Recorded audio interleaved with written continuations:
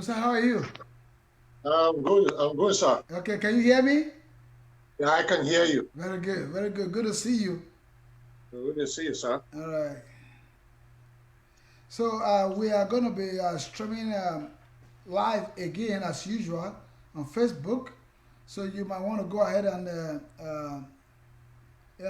share it, with your friends and family. Mm-hmm. So can you double check now if you are already seeing us live on Facebook? I should do that now. Let's see if you can find us. See. Mm.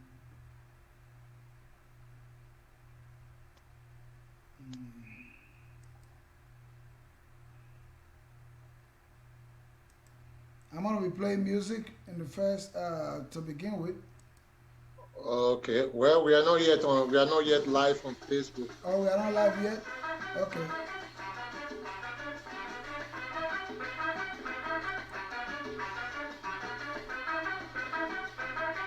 Oh, don't worry. It's gonna show. Sometimes it does that. It's gonna Right. show. I think we are already live. I can see it here. But it's Okay. saying that we are sorry. We are having a trouble playing. This video. But it's gonna show. Okay. Don't worry about it.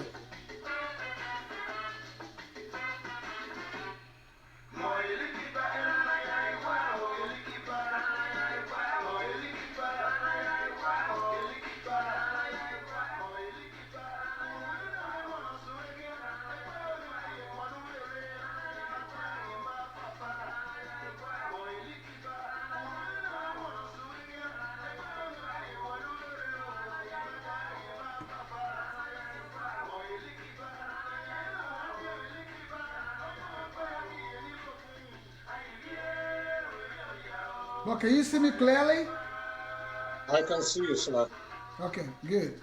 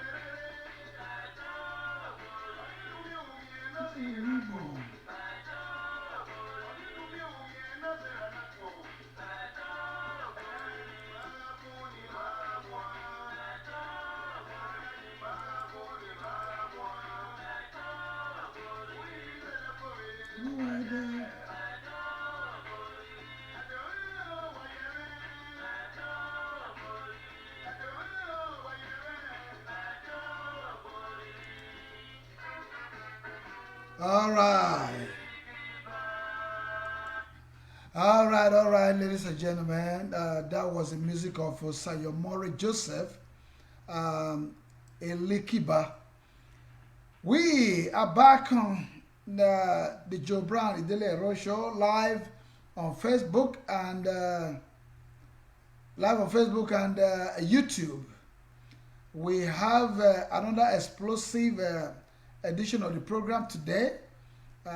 We have lined up guests and members of the Joe Brown Idele-Ero show.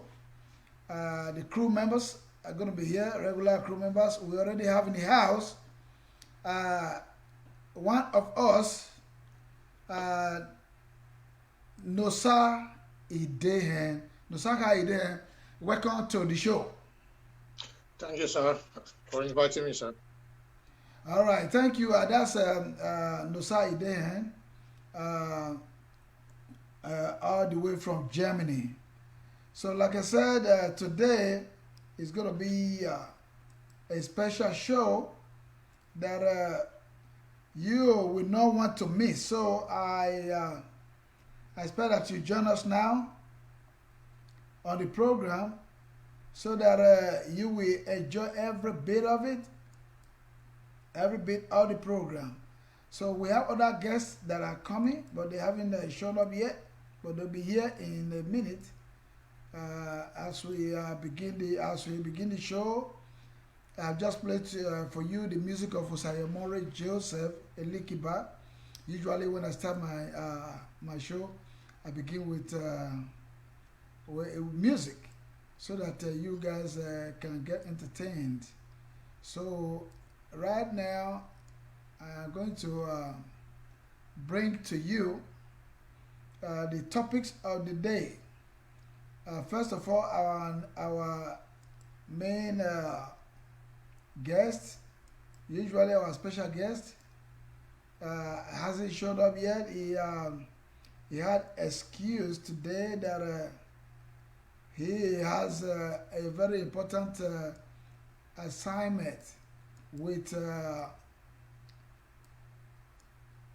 the government of Tanzania, the federal government of Tanzania. The president has asked him for a favor, and I believe that's exactly what he's doing.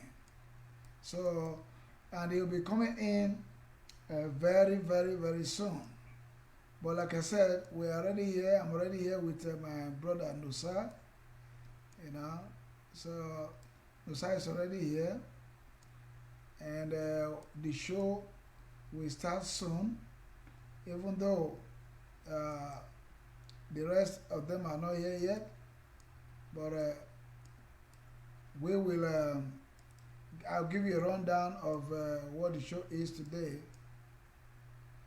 I will give you that rundown in just a minute. Try to see if I can get something fixed here, but in 1 second. Okay, now today we have important discussions happening back home in Nigeria. Not only in our state this time around, we have a national issue that has been prevailing. People have been questioning, they have been worried about it, and we are here to discuss it. It has been discussed in many quarters, different platforms in social media, print and electronic media back home in Nigeria. It's a trending issue that concerns the SARS, FSARS. The federal government, I think, a while back had a program. You know, it's a program that they had that was supposed to be controlling to help control criminal activities. But this time around, they turned it to something else. You know, it became a mess. They turned it to intimidating the people, you know, extra judicial killing of people, you know, I mean, without a reason.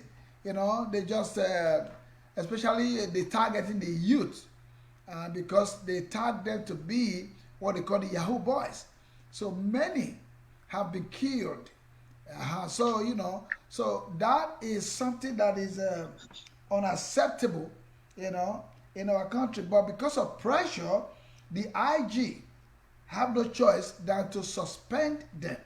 That's what he used. But we are asking for more. Not only suspension, we do not want them back again. That thing has happened in the past in this country, and they said they suspended, but before you know it, they are everywhere again, you know, committing the same atrocities, you know, taking laws into their hands. We do not want those things to happen. That's number one in our agenda today of discussion. So, and then we also have others to come that has to do with our state. We're talking about the governorship election that just we just had in those states. You know, we already had a winner anyway. So, and but some people are still grumbling, you know, on the background. I have, you know, many more.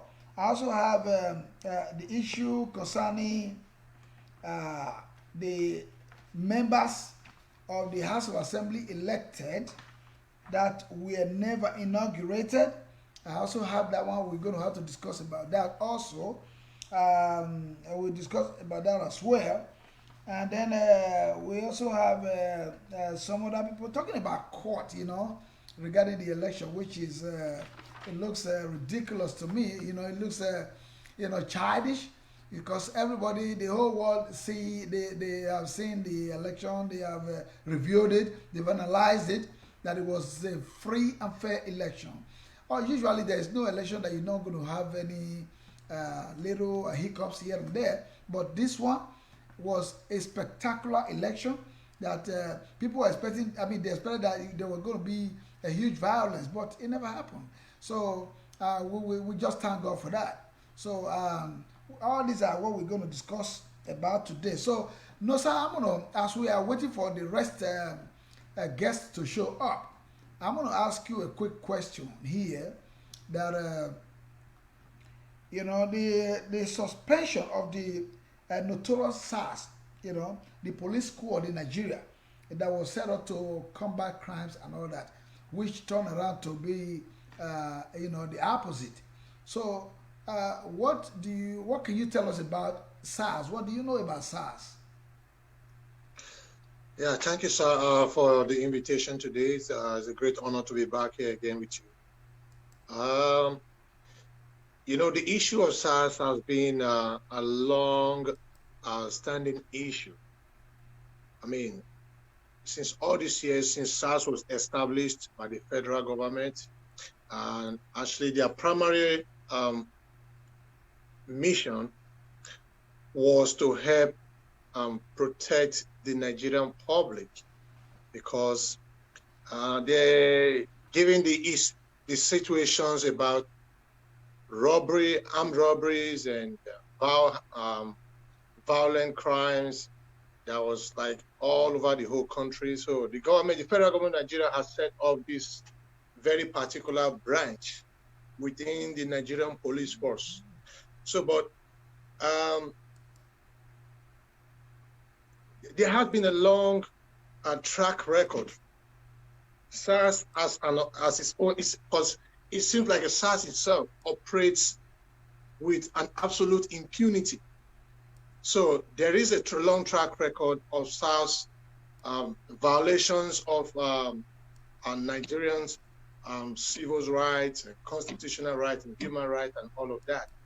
But like you said in your address, these the people, you know, the idea of suspending SARS when they violate or they commit atrocities against Nigerians, I think that is not the best way we can go as a nation, as a people, because the situation is just is way beyond that, and I think we must have to go through to the deep root and see how we can really solve this problem.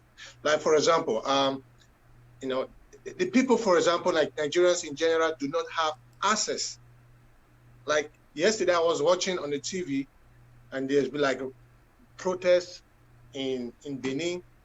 There's like protests in, I think, in Delta about 2 days or 3 days ago, when there was a report that some SARS officials they had shot an innocent man and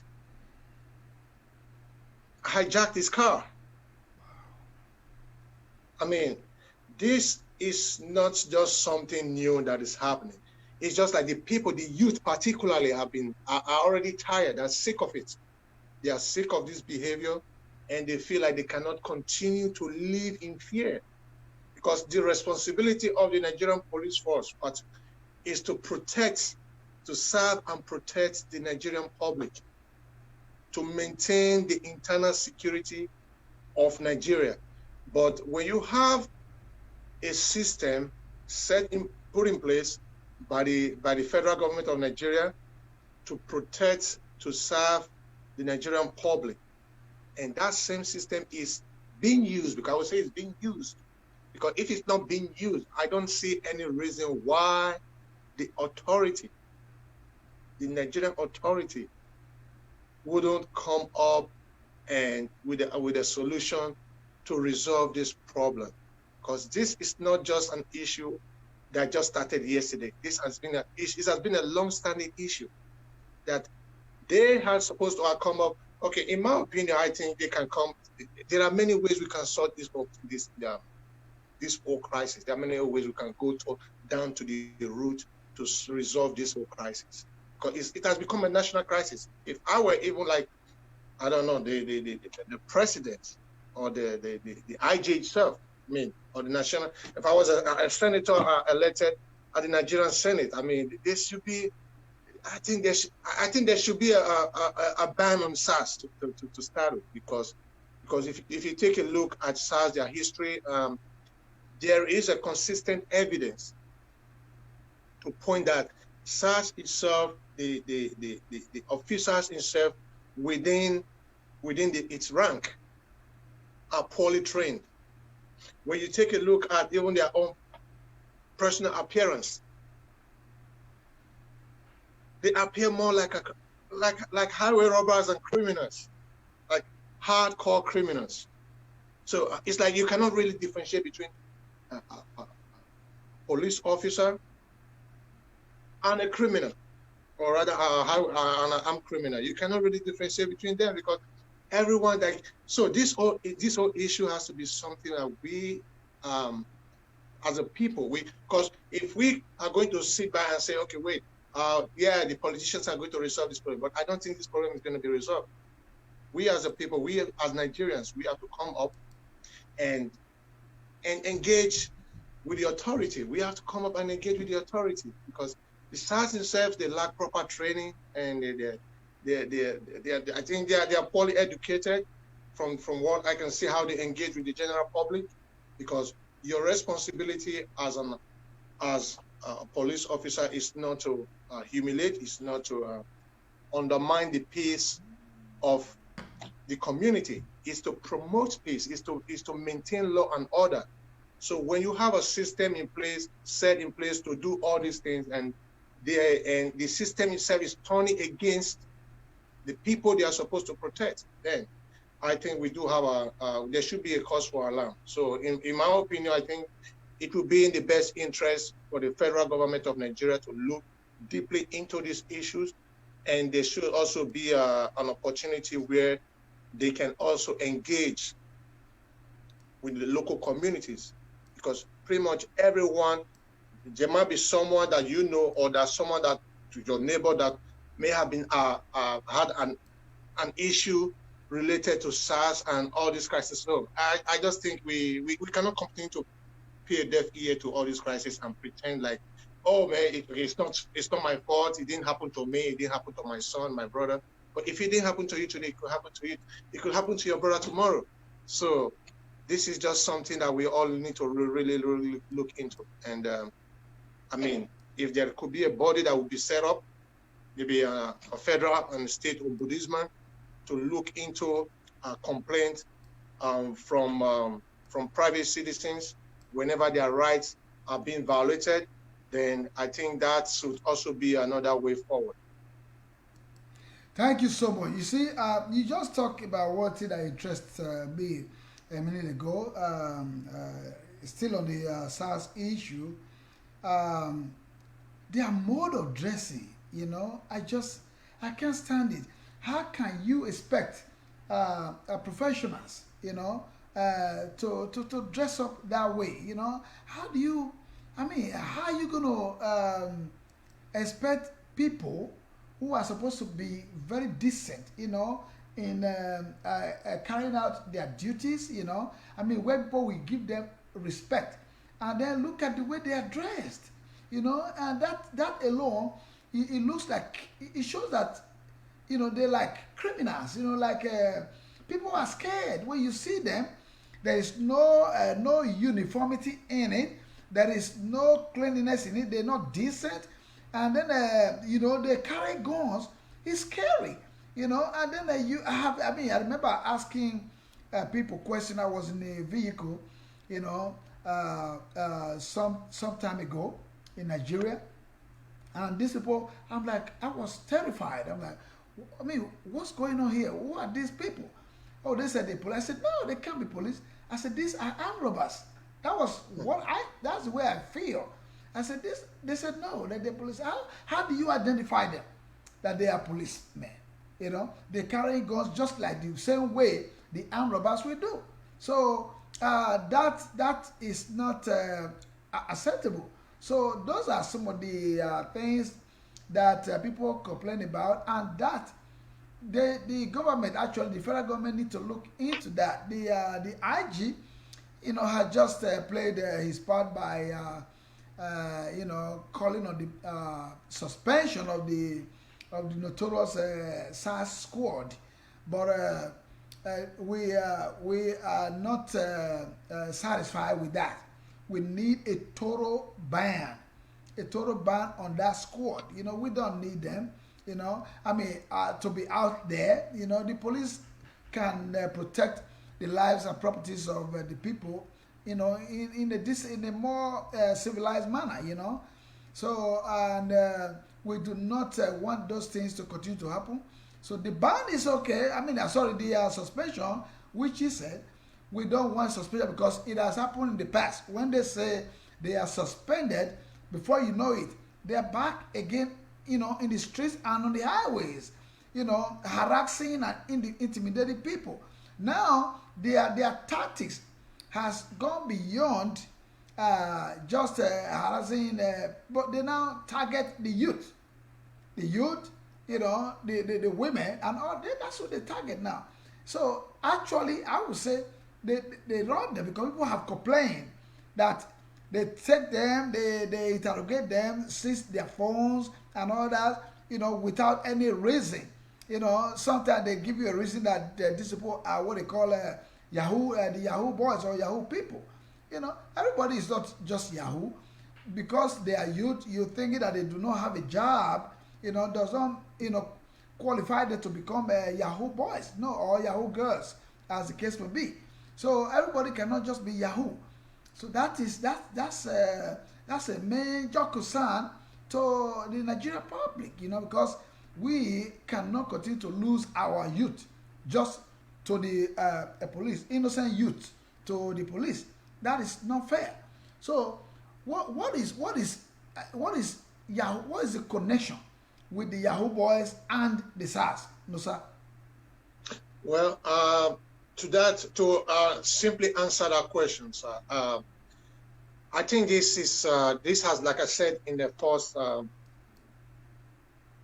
when I started talking earlier, I think there is this culture of a stereotype, because I don't see how could a professional police officer, if they consider themselves to be a professional police officer, SARS in this case, how could they draw a conclusion based on a person's appearance if you have no evidence of any kind on anybody? Then how could they draw a conclusion and say this individual walking on the streets fits into the description of a supposedly Yahoo or fraudster or whatever they may call it? How do they come to that conclusion? So for me, I think there should be no case for that, first of all, because I don't see where they can come to any conclusion based on a person's appearance, or I don't understand how could they come to a conclusion based on a stereotype and harass a law-abiding citizen, because this trend this behavior is really reprehensible. We cannot continue to live in fear, because I can see I spoke recently this morning with my cousins back home, and they all complaining about the same problem, like, oh, we can't go out anymore, we can't even drive car anymore. Like, I don't know, is it a crime for a Nigerian youth to own a car and drive a car? Is it a crime for a Nigerian youth to own an iPhone? Or is it a crime for a Nigerian youth to dress decent and look nice? Or is it a crime for a Nigerian youth to have a laptop? So all these are questions that the government, the authority itself, need to look into, because we cannot continue, because we're in a democracy. We cannot continue in such culture of violence, culture of extrajudicial killings. We cannot continue like this, because there is no way we can move forward as a people if we continue on this path. Okay, so you see the thing is, again, Nosa, what we are talking about here, you're quite right. I'm also trying to check on our audience on Facebook. People are actually responding that there's somebody just said, let me see, I think, let me go back there. There is one Josh Smith. Josh Smith just wrote that the SARS squad, they are like licensed robbers. That's what he said. He said they are like licensed robbers. Actually, they look like them. They look like robbers. Because like I said, when I saw them, when I was in Nigeria a while back, I was terrified. I'm like, no, this cannot. When people say they are police, I said, no. How do you identify them? So Now somebody else again, Patrick Agbonkpolo. Patrick Agbonkpolo, welcome to the program. He said that the SARS see the Yahoo boys as their ATM, you know. So the ATM, that is automatic teller machine, you know, like in the bank. So they collect money from there. That's what it is, right? So they are their source of, you know, probably side income, you know, because the ATM is, when you have your ATM card, you go to the ATM card. So that's what it is. The Yahoo boys, I don't even know, like you just said, there is no way that anybody can be identified as a Yahoo boy. Is it because they own a car, or is it because they own a phone? You know, probably like, let's say a expensive phone. Which anybody, you know, where you are in Germany, Nusa, you know, tell me there is nobody that do not use a mobile phone. You know, there is no, so it's not a crime to own a mobile phone or a laptop or to dress clean or to again or to have a car in overseas, right? A car is not it's not a luxury, you know, as people will look at it back home in Nigeria. No, I don't think it's a luxury. You know, it's just a liability. Anybody can buy a car. You know, you can own a car. You know, you don't have to. There is no age limit. I mean, once you're an adult, you know, and you have the qualification to drive, like, you know, own a driving license, you can have a car. You can drive a car. But in Nigeria, when they see young boys driving a car, they say they are Yahoo boys. You know, that's what I don't understand. What they mean by the Yahoo boys. So thank God you are here to help us out with the explanation, and the audience on Facebook, they are equally contributing. You know, the way the SARS squad is operating. You know, they are totally wrong for that. You know, they're wrong. Anyway, so apart from their indecent dresses and their behavior, we are no longer to, we will no longer continue to condole them coming back to the street. That's the reason why we are calling for a total ban on that squad. That's the reason why we're calling on the total ban on that squad. We don't need them to, you know, to kill more of our youth anymore. We don't need them to intimidate our women or girls anymore. So, no, sir, how do you see the ban? The ban, the total ban. That's what we are calling for. I know, given the state of the whole situation in Nigeria right now, with SARS, daily harassment, and extrajudicial killings, I think it's long overdue for the federal government to impose a total ban on the federal SARS. That's very, very important. I think that would at least create an avenue for everyone from both sides, both the authorities and the Nigerian public, to engage each other. Because having the SARS in place, while the government, the authority is talking about bringing everything back to normal again, I don't think that that will work, because there needs to be they need to reinstate, the authority really needs to reinstate public confidence. There has to be confidence, and in order for that to happen, then the people have to be able to trust the authority again. So the idea of imposing a total ban on the SARS, I think, is highly welcome, and I do strongly recommend that. It's highly welcome. That's exactly what I'm equally getting from the audience. Ladies and gentlemen, if you are just tuning in, we are live on Facebook. This is the Joe Brown Idele-Ero show, happening live right now on Facebook and YouTube.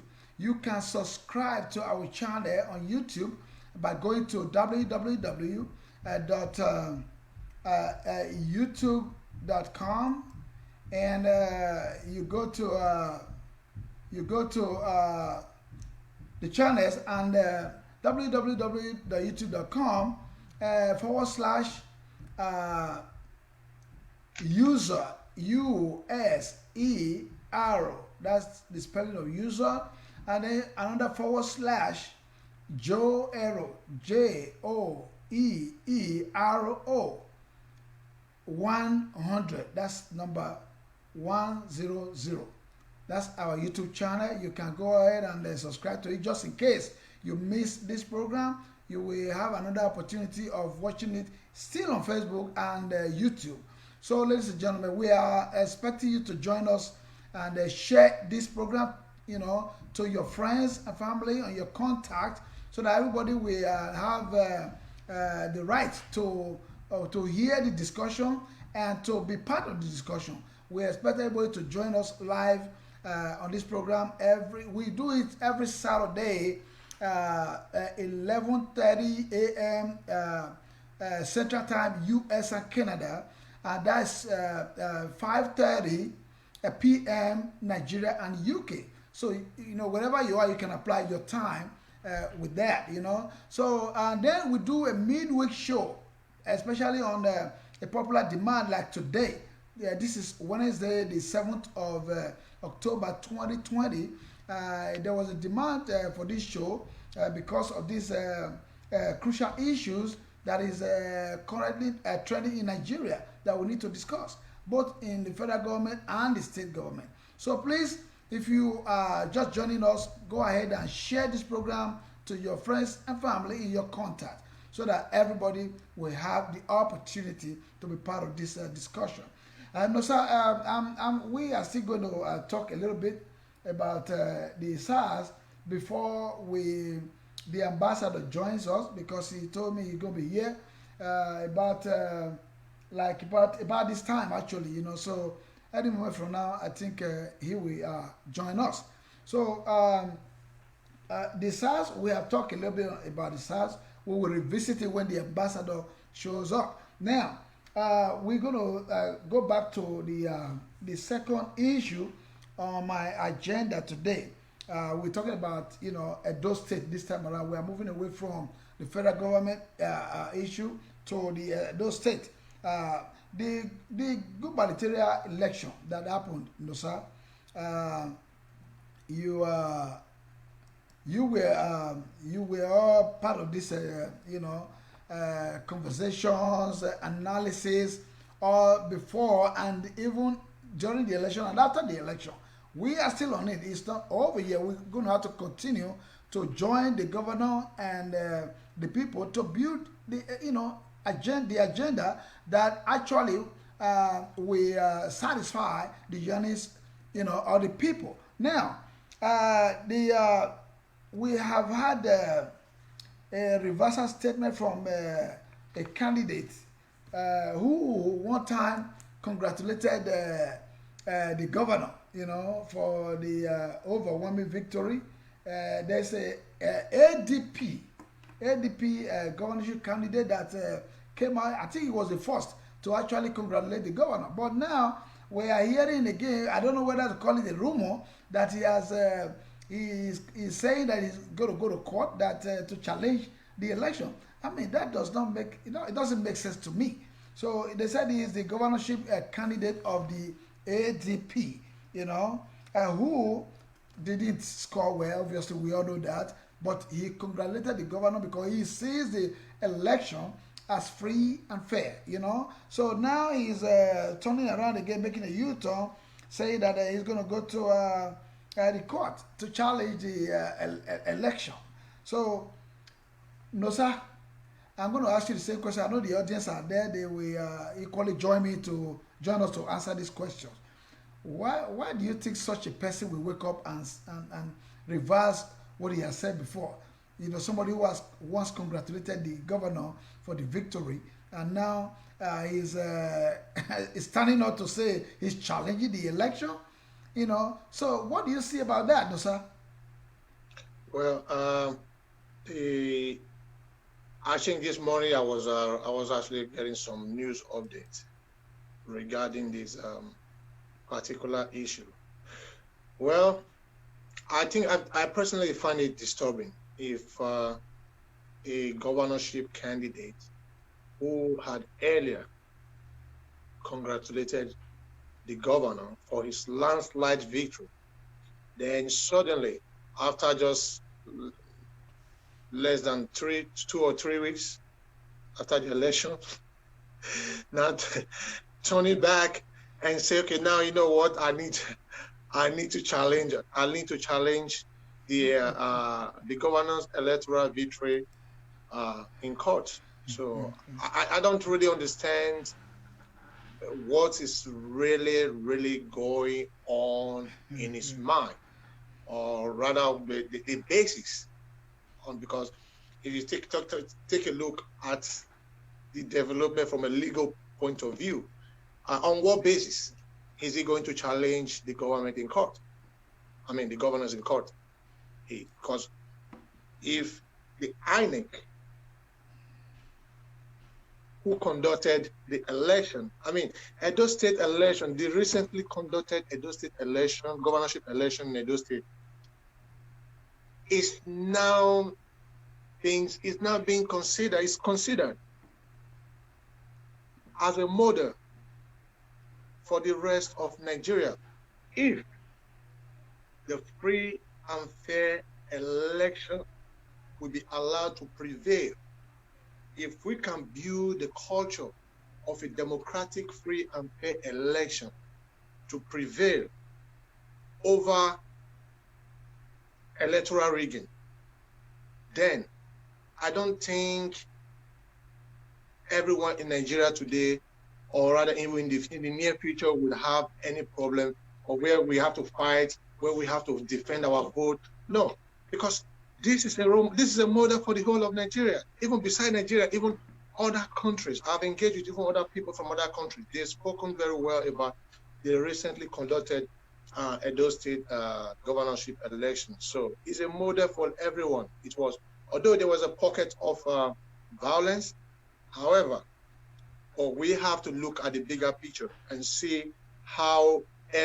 everyone participated in the process, how the youth, the people, both old and young, came out en masse and voted for the candidate of their choice. And throughout all this process, the governor came out victorious. So why would someone who had earlier said, oh, I congratulate you, Mr. Governor, for your electoral victory, then suddenly turning out his back and say, no, okay, I don't congratulate you anymore. You know what?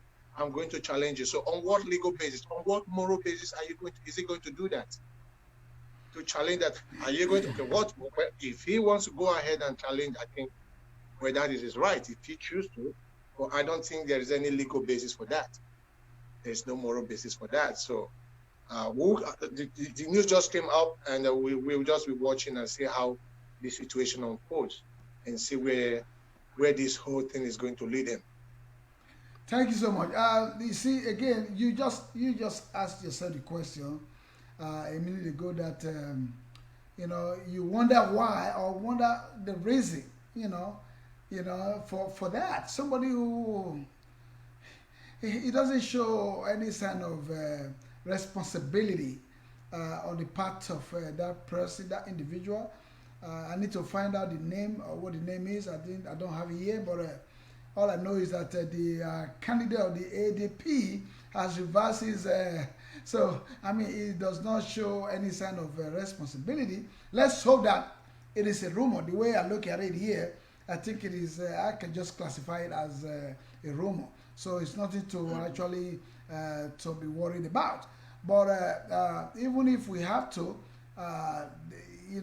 there's no explanation, to that. What do you have? You once said it. The main challenger, the main party, which is the opposite party, which was the APC. The head of APC, nationwide, President Muhammadu Buhari, congratulated the governor-elect, right? And then the chairman, actually, no, not the chairman. I'm gonna go from the top to the bottom. The National Working Committee of the APC that is actually responsible for, all these elections that happen in the states and all that, they congratulated the governor-elect, Governor Godwin Obaseki. And then coming back to the state level, the state chairman, recognized state chairman of the APC, by Chancellor Jesua, has, congratulated the governor as well. Everybody, even those who joined the challenger, the main opponent, Pastor Sagise Yamu, for example, his close associate that where everybody see as the financier of his campaign, that is, I'm talking about Captain Hosa, Okumbo, Captain Hosa Okumbo, long time, congratulated the governor. The palace of our revered Oba, King, our revered King, the Oba of Benin, Omonobanido Kuapolopolo, has congratulated. As a matter of fact, there was a thank you visit to the palace where he, repeatedly congratulated the governor. So, and the entourage. What are we talking about? Everybody has seen this election as peaceful, and it was free and fair. The next thing for us to do is to come together, like the governor has said in different forums, that we should now come together as a team to move the state forward. That's my expectation of anybody, not to even think about going to court. It don't make no sense. So, however, I don't know if that is true or it's a rumor. Like I said, let's just hope that it's a rumor, because for anybody to be double dealing like that, having a double standard does not show any sign of responsibility. So I will not waste too much time on that. So again, as we are still waiting for the ambassador and the other guests to show up on the program, I'm saying it again to the public out there that we are live on Facebook. This is the Joe Brown Idele-Ero show, the midweek show. Please share to your friends and family, your contact. Again, for them to have opportunity of being part of this discussion is very, very important and crucial, So we need to do all this to set the agenda for our state. So basically, if you're just joining us, please do that. I'm going to read again from messages from those watching us, my brother and sister. Please hang in there, just stay tuned. I'm going to bring the studio background while we are talking, so that the people can see our address, what we are doing. Just hang in for a minute. Let me bring in the response from the audience. Again, I have Mr. Patrick Agbonkpolo. He said the issue in Edo State is the hand of Esau. That's Esau. Yeah, Esau. He said the voice of Jacob. The issue is the hand of Jacob, the voice, the hand of Esau, the voice of Jacob. Yeah. Okay. He said this is a man who had no resource for campaign, but now he has money for a lawyer. He is being promised by EPM. There was a body they called EPM prior to the election. That was formed by the wannabe Godfather and the emperor himself, Adams Oshomole, to be specific. He conveyed that EPM. The EPM was known as a dissident groups. Dissident group. I'm sorry. So the dissident group was EPM. They tagged themselves as EPM to oppose, the government of the day, which did not work. The people rejected EPM. If what my participant here from the audience is saying that this dude, the guy that he said that he's going to go to court, who has no resource to do his campaign, but now he's probably having money to pay to lawyers and all that stuff to take the case to court. So he said there's something behind it. What he's saying is he may have been sponsored by the EPM, the same dissident group that should have been disbanded, by law. They are not a registered political party. They were just, people who were there to cause a problem along the line. Anyway, so and then he says again that he said the APC candidate and his cohorts are believed to be behind this latest development. This is somebody, he's on ground right there. Mr. Patrick Abupolo is somebody who is on ground in Benin City. So I think he know, a lot way about what the development of things. So, okay, now I'm going to bring you back in, Osa, to help us out here that why with these people they call EPM, this group come back again after all they have done before the election.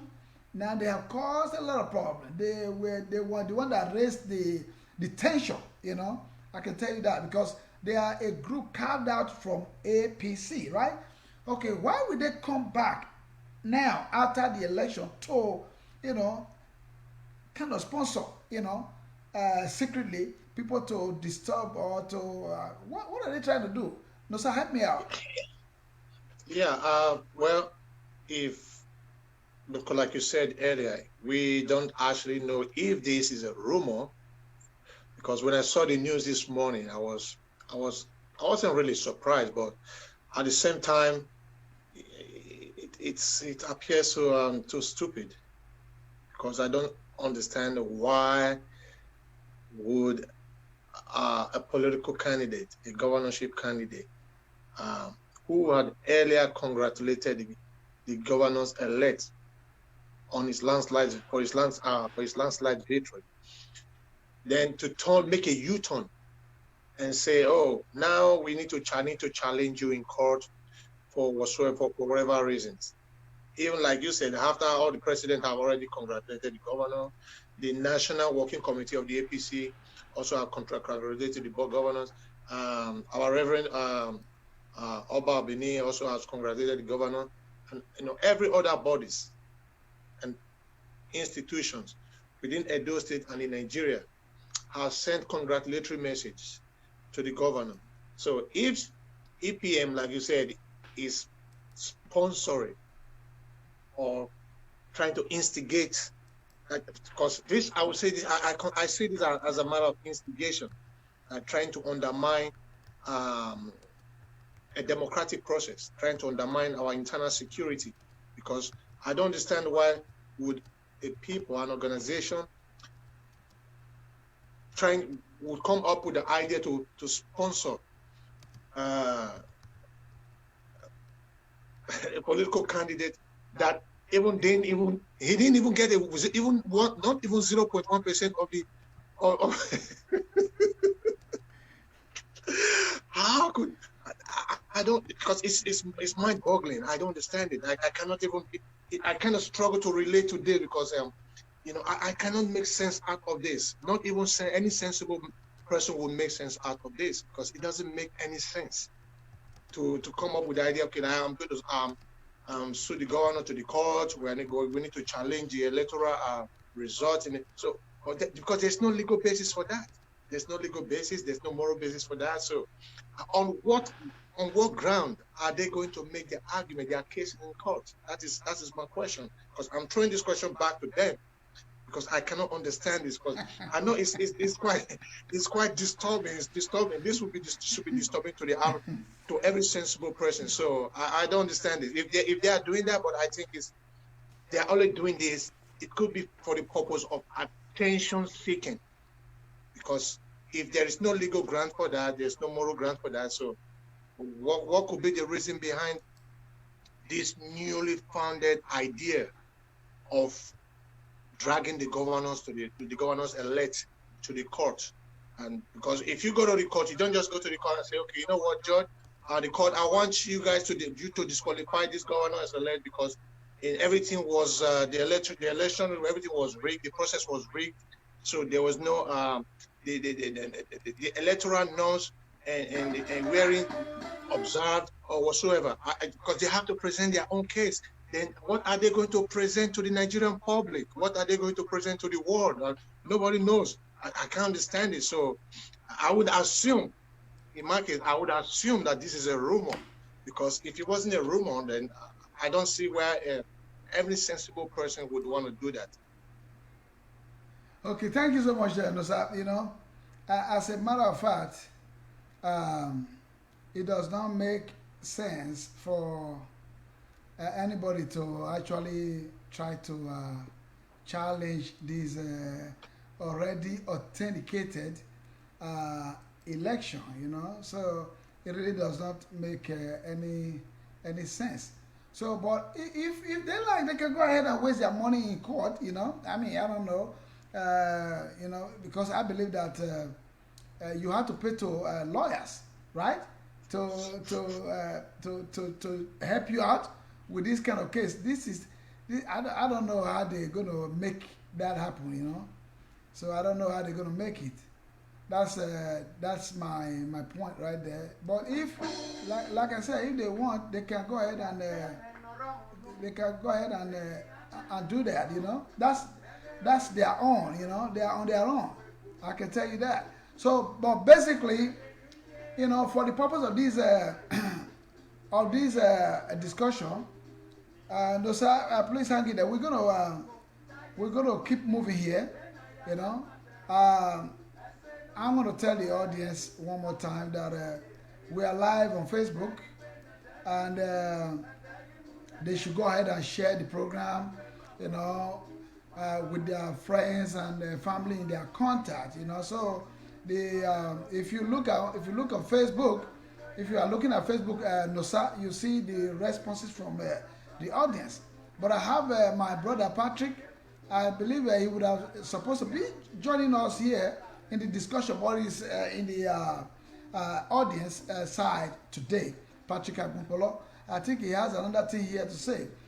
He said the focus of the petition, you know, the focus of the petition is on pre-election. Okay, pre-election matter. That's what Patrick is saying here. He said the focus of this guy's petition is on pre-election matter, not after the election. Okay, yeah, well, that is understanding. Whatever the pre-election issue is, I would think that those one would not matter anymore. You know, so it wouldn't matter to anybody anymore. He also said he questioned the governor academic qualification. Oh my God, that is dumb to me. That I'm sorry to use that French there. It doesn't make sense. What are you talking?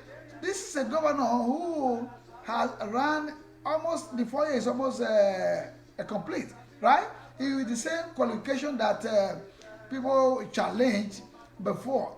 The university that the governor attended, right? They came up. The university came up with facts that this guy graduated from there. This guy has, you know, series of certification up to, you know, US and Nigeria. You know, he's a successful person. All that one was just a political blackmail. That's the way I look at it, Mr. Agbopolo. So on your own part, Nosa, let's respond to what Mr. Agbopolo just said, that this guy is dwelling on pre-election matters, right? Okay. If he's dwelling on pre-election matters, right, and now he's coming up with the issue of the certification, can you please tell them that you are a graduate, right? Who has the authority to issue certification to any individual that you know, went through the institution? Can you please help us out with that? Yeah. First of all, okay, like you just said, the issue being raised by this individual is based on, his argument is based on the pre-election matters that were probably there before the election took place. But my question is this: if there was a pre-elections issues, then what stopped this individual, his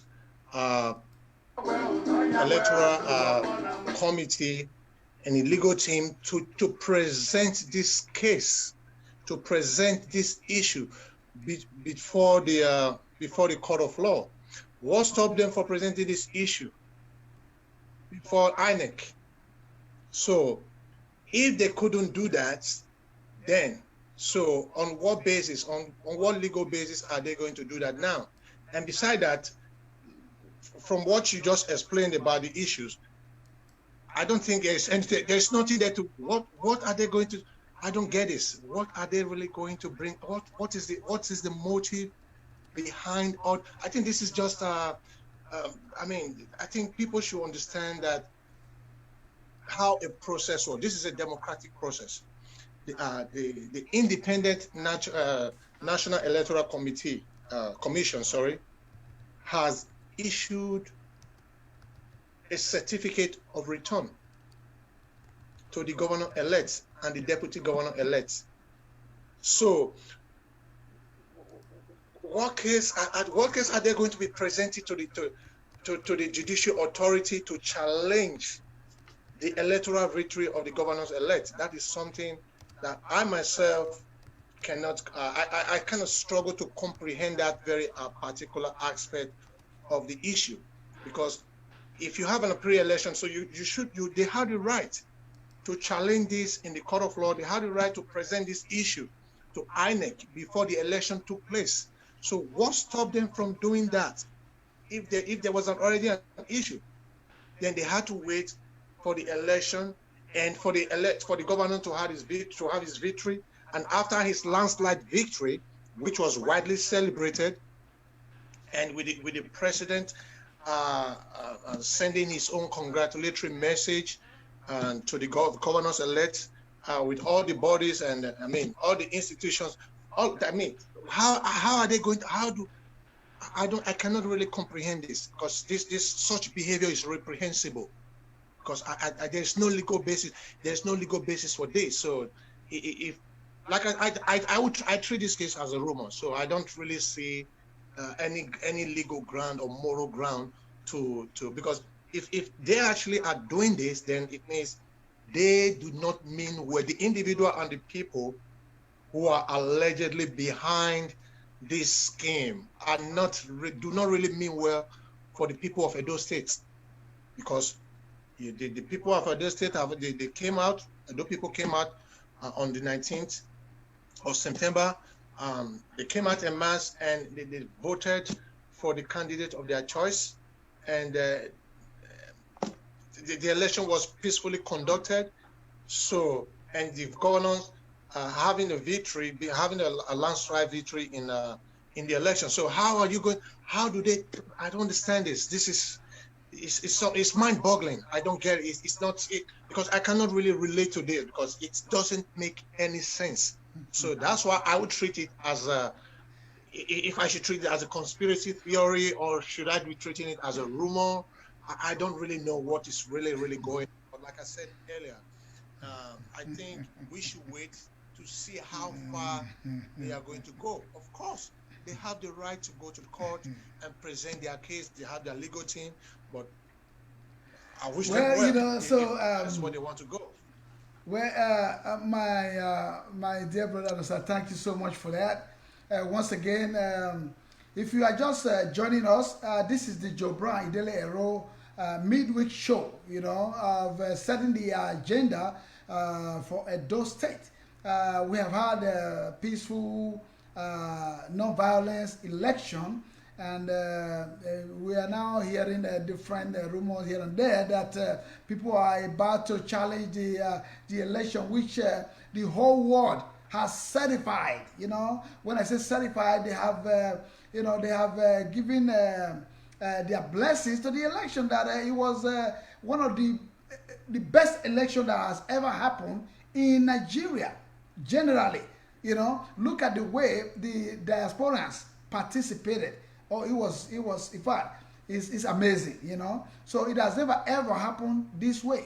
The people in the diaspora, the Edo indigenes in the diaspora, and Nigerians generally, they joined, to ensure that the Agberoism and the Governorism is killed and buried, which has actually happened, and that's courtesy of this gentleman, our vacancy governor, Governor Godwin Noguera Obaseki, you know, and this man has really done tremendously well so far. You know, regardless of the disturbance he has had for over a year, you know. So people ganged up against him, tried to disturb him, but still the people and God, you know, the voice of the people is the voice of God, right? So the people were for him, and they all stood their ground that we cannot go back to Egypt, and that has happened. So for anybody that is trying to me, that's my own opinion, you know, and I believe that is the opinion of many. So anybody that want to challenge him out there, they wasted their time, no sir. So basically, I'm still going to go back to the audience to read to you, you know, just listen to this, what the people, their responses, you know. So there's Idele-Ero, you know, he's also joined the program. He's saying that he said the guy has no case to present in court because Pastor Sagize Yamu was clearly defeated, you know. So, and that is true because the margin is so wide. There is no basis to challenge anything. Pastor Sagize Yamu is the main challenger. He knows that himself. He knows that he was beaten. He was defeated, you know. I watched his video this last week, a couple of days ago, where he did a Thanksgiving in a church, you know. Maybe that was his own church also. He did a Thanksgiving and obviously did not mention anything. I think he knows that he was actually defeated, you know. There's no doubt about that. So Mr. Agmokolo is back, you know, on the chat. He said the guy equally, the last ADP candidate, he said he equally questioned whether it was right for the governor to have bought nomination form from two political parties, APC and the PDP. Listen to this. I mean, the ambassador made a video which was so clear. He's a lawyer. I am not a lawyer, but Ambassador Matthew Biki Owaifo made a viral video, you know, a video that has gone viral, you know, explaining that the man, he was contesting under APC, right? Not knowing the hidden agenda of the Emperor Adams Oshomole, you know, who was, you know, hell-bent to disqualify him. So, and it was during screening. This has not even gotten to INEC. So then he switched, and then, you know, he switched over to another party who received him and projected him, you know. They accepted him into the party and then forwarded his name to the INEC. That's how it was. So he you know, he was never a candidate of the APC. No. So he was screened out, and he has the right to you know, to find a different platform to contest the election because he was sure of victory, right? That's the reason why he went over there. No, sir. Let's talk about that. So how is somebody going to say that he contested in two parties when he did not submit a form from the other party? He only submitted the form to INEC, which was acceptable to them from one party. Can you please give us a light on that? Yes, sir. Well, like I said earlier, the legality of this whole issue that's just arising is something I find very, very disturbing because, first of all, there is no legal basis for that. Because if the governor had violated any of the regulations established by INEC, which is the only authority in Nigeria that has the power to conduct an election, then I will have to question. There is no. This is insane. It's insane because if the governor was in APC as a member of APC, actually when he became the governor in the first tenure, he was elected as a governor on the APC platform. Then now, given these controversies and the problems that were being instigated by the emperor himself, because trying to undermine a democratic process through this whole controversy in the primary or whatsoever, then okay, the governor decided to made up his mind and say, you know what, now I'm not allowed to run as a governor on this platform. Then I have the right, because the governor actually had the right, so he exercised his right and left APC to the other party, PDP. And upon arrival in PDP, he was welcomed. He was overwhelmingly welcomed by PDP. So, based on my own knowledge, under INEC regulations and rules, there should be no reason why the governor cannot go from one party to the other party and campaign on that PDP platform, because the legality of he acted within the legal framework. There is no legal basis for this individual making up, because there is no case, because I wouldn't even call that a case, because there is no case to make here, because everything was done within the legal framework, constitutional and electoral framework of the Federal Republic of Nigeria. So why would someone or a group of people come up and try to stir up a confusion, a violence, or problem, and trying to challenge? Okay, we are going to challenge the governors in court. There is no legal basis for that, because if there was legal basis for it, I'm very sure this individual would have challenged the governor, would have challenged his candidacy in the first place before the election. So, because they knew there was no case for that, they couldn't make any legal case for that. So, I'm of the strong conviction that they had decided to let the whole thing go, but only to come up again after seeing the governor with his victory and everyone congratulating him. And so I just, the legality for this is there is no legal basis for this. So if they do not have any legal basis to make their case, so how is that going to happen? So this is why I'm still arguing. I'm still of the opinion that this can't be true, because if it was true, then then everything would have been challenged in the first place. So, where if they think that they were treated unfairly and the election wasn't conducted in a free and fair manner by INEC, then they are free to go to court. But I believe I will look forward to see how they are going to be disgracefully be kicked out of the court, because I mean, even him, you say is an ADP candidate? Is there an ADP candidate you call him? He's an ADP candidate. Yeah, that's what they say. He's an ADP candidate. Okay, ADP candidate. But ADP, the opposition, the opposition candidate. You know, that's what they said. He is ADP candidate. I don't know what that is. I think I need to check that out, because they told me that's disappointing, you know. So for anybody the same guy has congratulated the governor, you know, before. Now, what was he thinking? Was he sleeping, you know, when he made that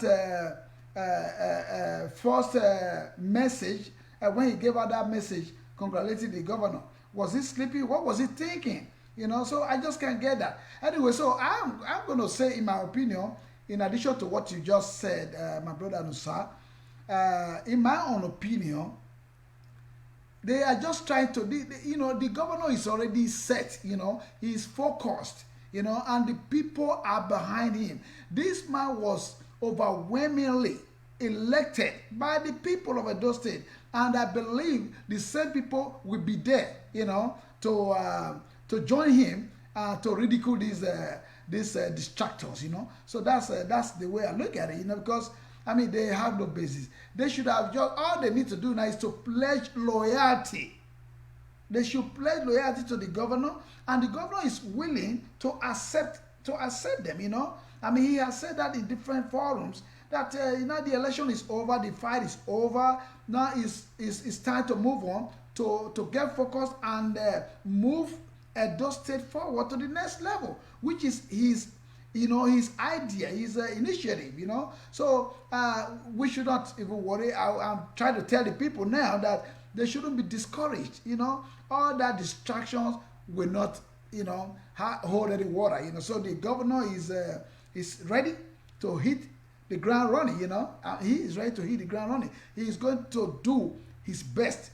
And as a legacy that he was one of the best governors Edo State probably have. But we hope to even get the best from other people that will take over from him, so who will succeed him.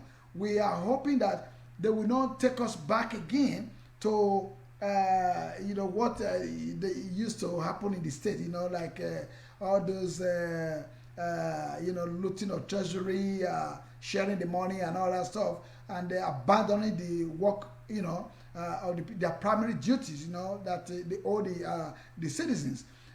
So that's one thing we are hoping. We are going to be behind the governor in prayer and in all form of support. Last week, the ambassador came out and said that in the next 2 years there's the potentiality that people who should go home from the diaspora to invest, because there are a lot of potentials out there that will benefit them and benefit the people. So he has also talked about that. So that's all we need to be talking about. Not we are not concerned anymore. I think the governor should not worry himself or concern himself about any litigation, any matter in court, because there's nothing to contest in this issue. So that is that. Then there's another matter that was brought to me that I need to also bring to our discussion here. I understand that I think it is the chairman, the chairman of PDP. I'm not sure if I'm correct. They said there's the chairman of PDP, Sekondu. That's the national chairman of PDP, right?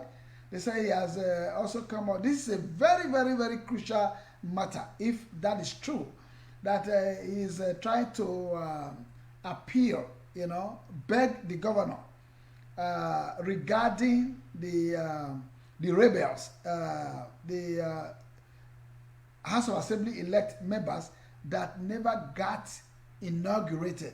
They said he's begging the governor to accept them. No, sir. Look, do you think, I already know the answer, but I want you to talk about this. Do you think the governor had any power over this issue that is already dead on arrival? Because based on the Constitution, is clearly stated in the Constitution that if members stay away, inaugurated or not, if they stay out of the section, the proceedings, in a certain number of time, I think it is, if I'm not mistaken, it's about 180 days or 190 days, without attending any house session, their seat will be declared vacant, which has been done. And again, the matter is in the court. They have the matter in the court. I mean, the next thing to me is for the INEC to conduct a fresh election for their seats, because there is no way, they don't have a chance anymore. The state has been running without them, right? And it's going to continue. So, what do you think about that, my brother Musa? Yeah, I think I think I saw something like that I think it should be 2 days ago, if I'm not mistaken. Well, we are still talking about an issue of legality here.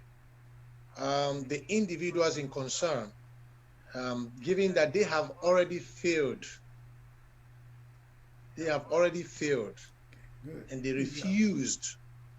They refused to be inaugurated by the governor. So, into Edo State House of Assembly. So, I mean, the time stipulated by INEC, by the law, has already elapsed. So, how could the governor do that? How could the person in you just made a reference to Mr. Secondus or something like that, if I'm not mistaken. How could on what legal basis can the governor do that? I mean, there's no legal basis for that. The time has elapsed as stipulated by the law of the Federal Republic of Nigeria. So there is no legal basis for anything of such to happen. And also knowing the governor, we all know the governor being a law-abiding governor, being a law-abiding citizen, because the fundamental basis for every society, in everything to work in a society, everything works within the legal framework of the law. I mean, you cannot just wake up and say, okay, you have to consider this individual's back. This is not a personal affair. This is we are talking about a democratic process, and we all are responsible to adhere to the rule of law, which includes the governor. So, in my best opinion, I don't see this in 14 in the rebels coming back and being welcomed back into how, because that would never happen. That would never happen. I don't see that happening. And that if they want to come back, I think they should go through the legal process and exercise their right, and they have the right to do that. But to demand, or rather to ask or make an appeal on behalf of these individuals to the governor-elect to bring them back, to welcome them back into state, I think that would that is not something we should expect to see, because that's not going to happen. It will not happen. Oh, okay, thank you, my dear brother Nosa. I really appreciate your knowledgeable contribution to these matters today. You have done very well, even though the ambassador who was supposed to be here, but because of he's unavoidably absent, based on what he told me, he gave me an excuse that that he will show up after he get done with the president of Tanzania, who has an assignment for him to cover, out there where he is. So because the guy is an international guy, he has a lot of things going on that is participating in. He's they call him for different things. So I believe that thing took longer than he expected. That's why he hasn't showed up for the show. But again, you have done tremendously well, explaining out there to our viewers and audience at home, and hopefully they will be satisfied with answers to the questions, that matters that has arisen from the election. Now, again, we just talk about the legality and of or illegality of the House members elect that never got inaugurated. They know the process. Most of them are, some of them are lawyers. I think I know some of them are lawyers, and they're supposed to know better that nobody can sidetrack the law and then accommodate them. They have chosen a path, and then they should follow that path to the letter. How? Because they chose not to get inaugurated for one reason or the other. Now they should also follow the law. The law says that they should go back and recontest if they wish. They don't have to. They don't have to recontest. So basically, INEC has to reconduct another election for them. If they want to, they can contest again. They don't have to, but for their seats to be covered, for their constituency. Normally, if I were from their own constituency, I would raise alarm. That they know that this is what they're going to do. It's a wasted opportunity for the constituency. They wasted their opportunity. So for their contribution matters, if they have been in the house to attract development to their constituency. But it don't look like that this time around. They chose to go, in a different way. So, however, they should approach the issue, the right way, not through the back door. That wouldn't work. I don't think the governor has no hand in it no more. He has made his proclamation and it's only done one time. According to Don, the professor of law, Don Pedro Obaseki, I quote him right now. He said, "You cannot undo what has been done." So the proclamation has been done, and it's one time.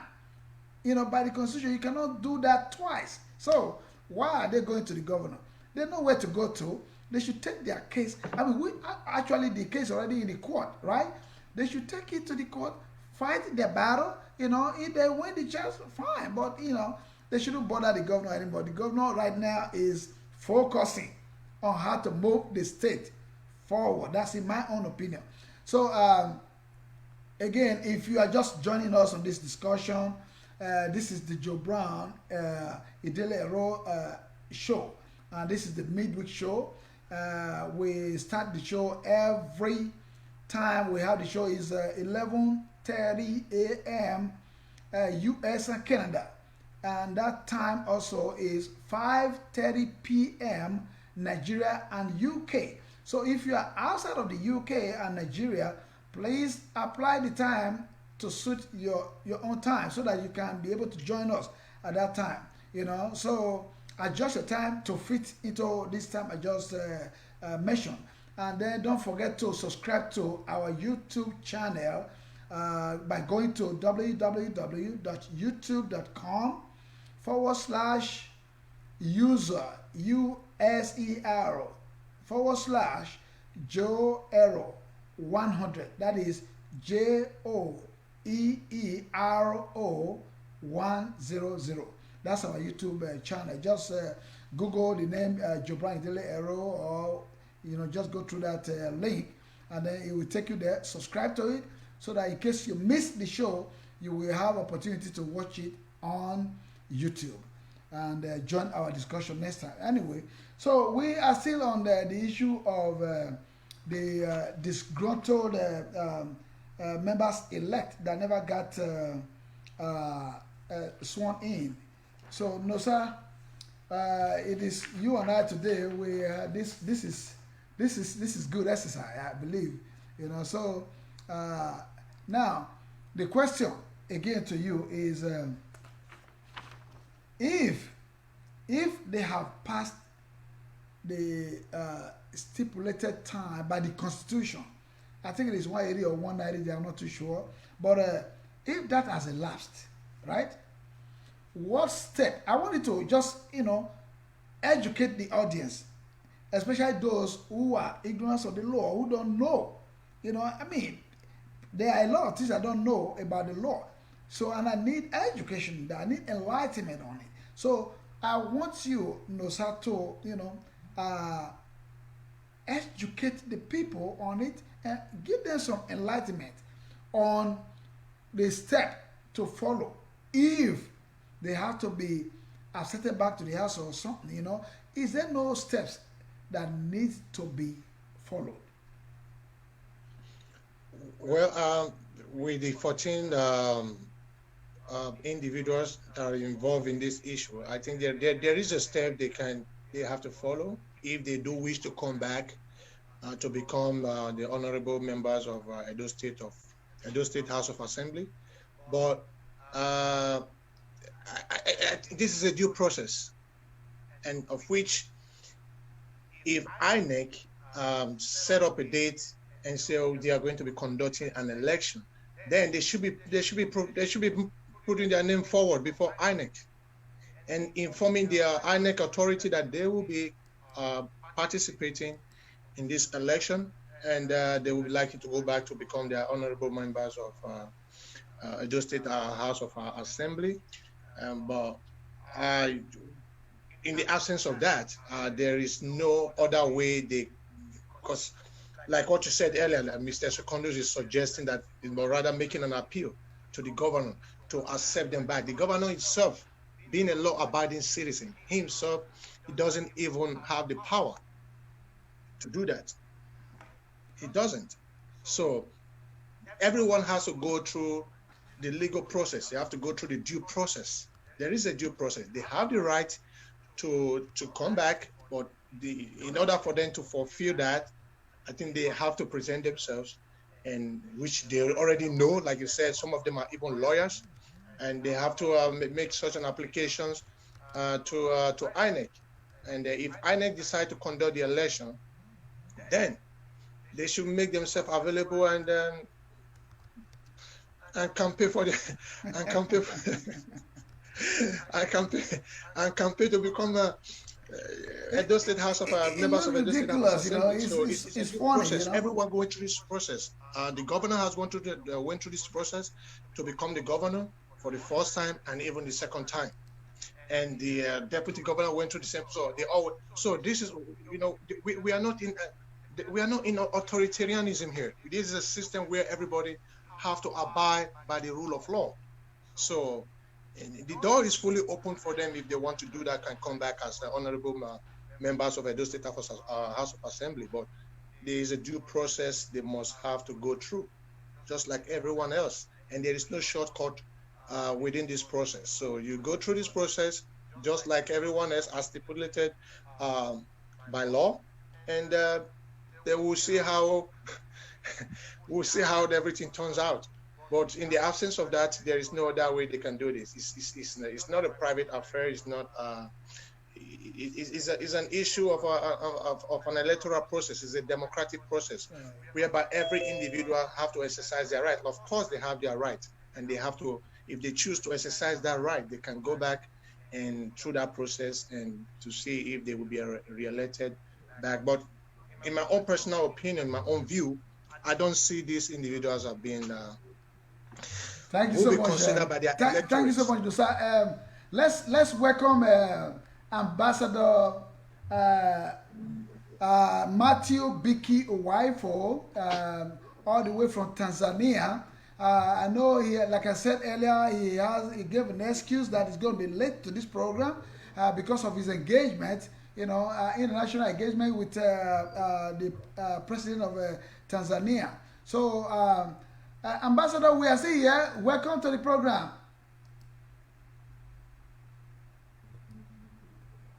Ambassador. Hello, sir. Yeah. How are you, sir? I'm good. Thank you so much. Can you hear me? For joining us. Can you hear me? I can hear you loud and clear. Can you? I can hear you, sir. Can you hear me? Yes, sir. Oh.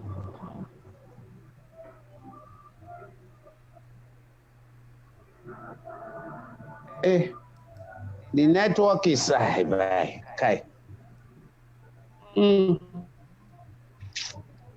Hi. That's okay. I can hear you. The audience are hearing you.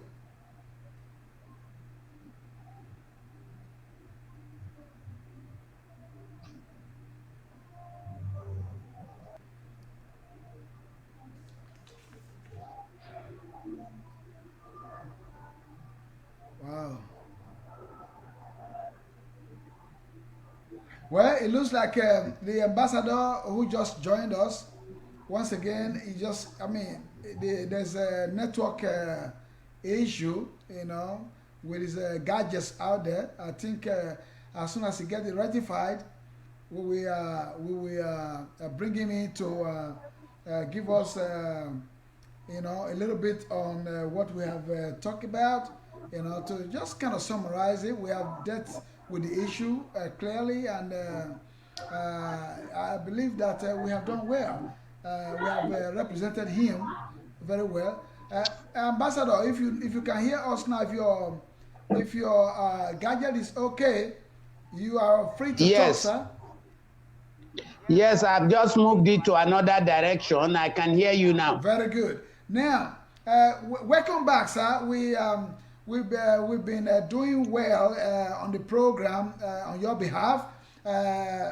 Nosaka, thank you very much, sir. From Germany, has represented you very well. You know, Thank you very much. Yes. So I wanted to go ahead and say something before I introduce what is been going on to you. So go ahead and talk to the audience. You know, they are listening. Ambassador Wifo. Yes, please. I'm hearing you. So, you said you wanted to go on and make something. I wanted to say something to the audience. You know, you're just coming in. The audience told them that you have an engagement that is going to take you a little bit of time before you join us. Now you are back. So I wanted to go ahead and say something to the audience. Yes.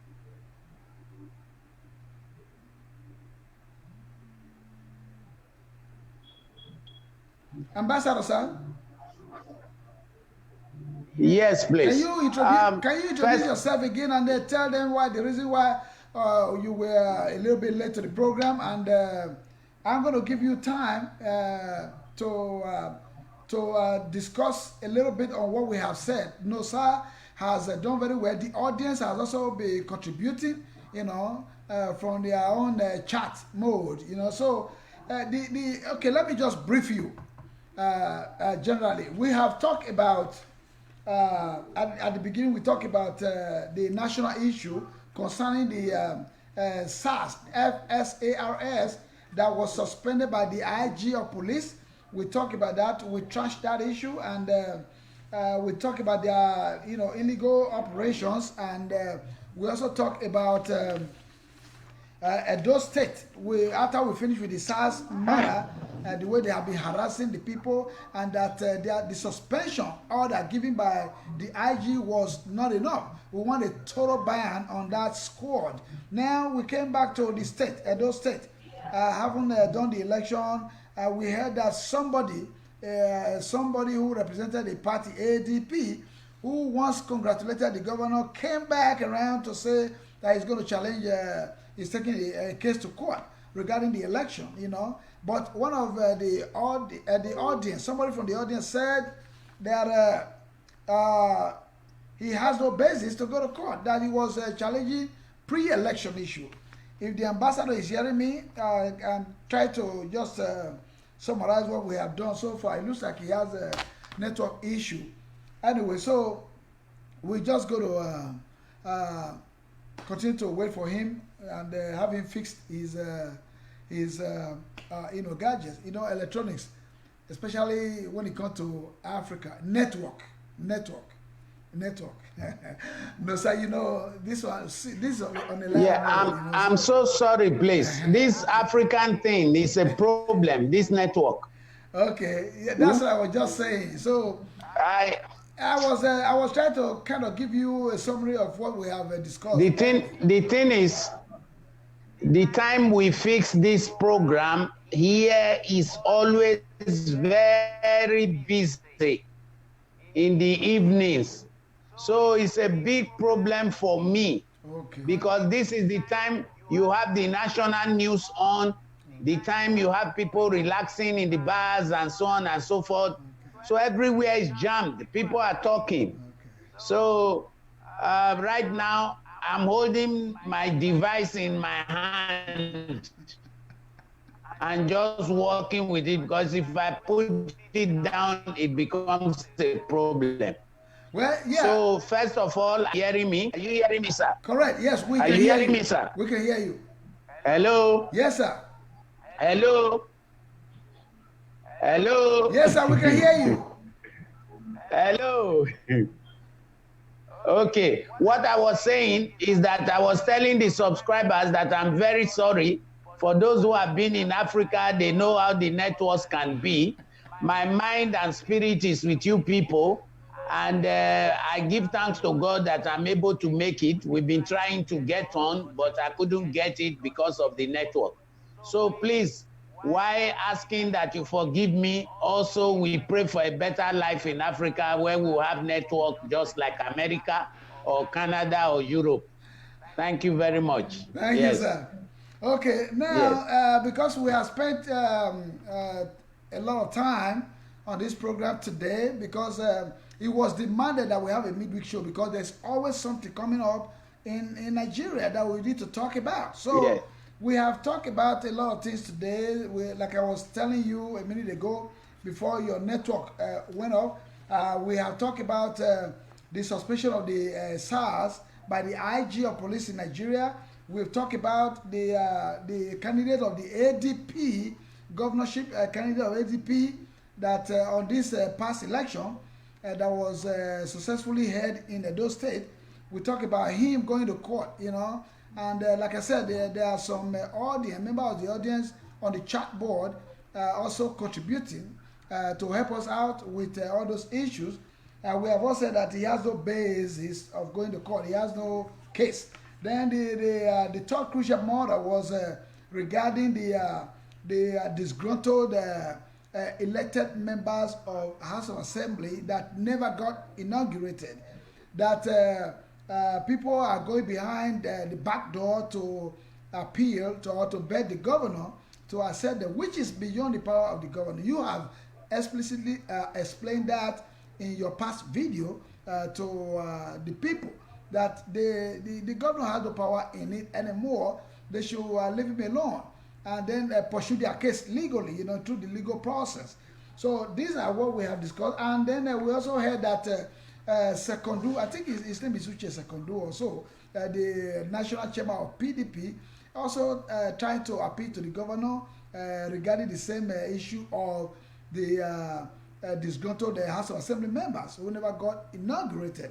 So, and then again, I don't know why he did that, why he's trying to do that, because the governor had no power anymore to bring them back in. So, these are all we have talked about. I want you to, in a summary, because the time has been fast spent, I want you to I mean, I'm going to give you the credit to, because of your excuse, to help us out with this issue that I just read to you.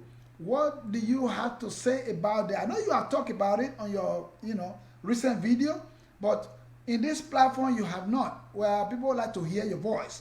So what do you want to tell the people regarding the SARS, the suspension of SARS, the what is it again? The Okay, people trying to go to court. I heard you. I heard you very well. Okay. Right now, the network is romancing with me, so I can hear your voice very well. Let's use the opportunity quickly. Go ahead, sir. For me Go ahead. to You got the floor. talk, because you have explained the whole thing very well. Okay. What I would say, sir. Hello. Yes, Are you hearing me, sir? I'm listening. Yes. Hey, that's frozen again. That's what I was But saying. I'm listening. Don't Are worry. you They can hearing me, hear sir? your voice. Hello. Yes, sir. They can hear you. Oh my God. Okay. Go ahead. All right. All right. Now, what I wanted to say is just this. Let's start with the SARS. The SARS.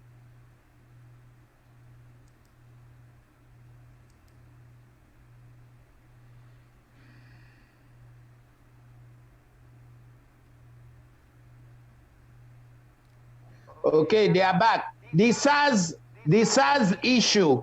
The SARS have become an official terrorist gang in Nigeria. SARS have become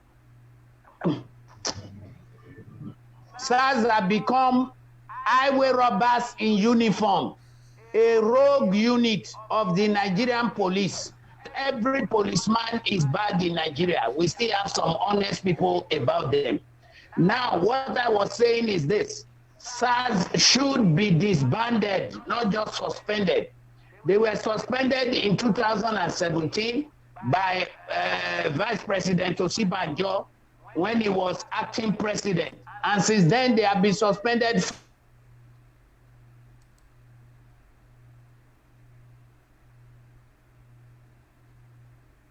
So it's not about suspension right now. I'm back again.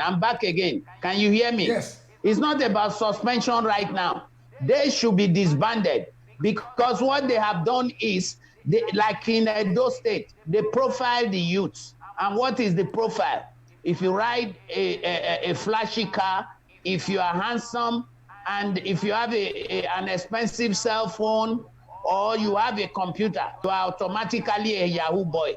So they will extort you, they will steal money from you, they'll put you in their van, and a lot of money will exchange hands. Also, the FSAs have no business walking around with a POSB.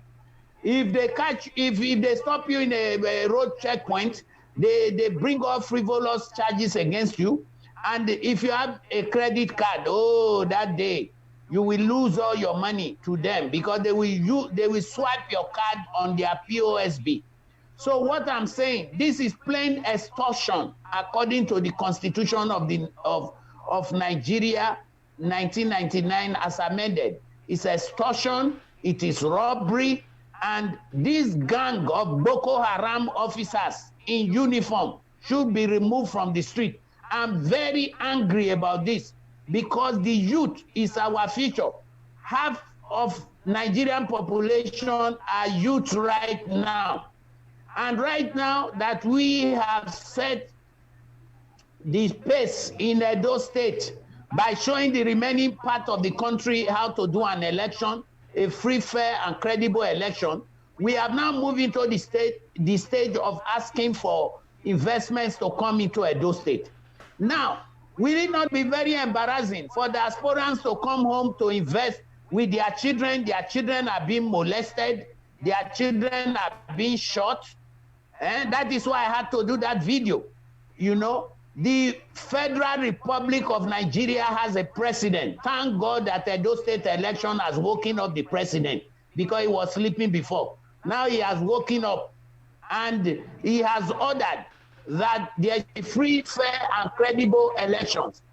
He ordered the IGP, they are investigating. What I'm saying is this, investigations are good, but meanwhile, these miscreants should be removed from our street. You know, as a Benin man yourself, Mr. Idele-Ero, we hold our women very sacrosanct. We respect our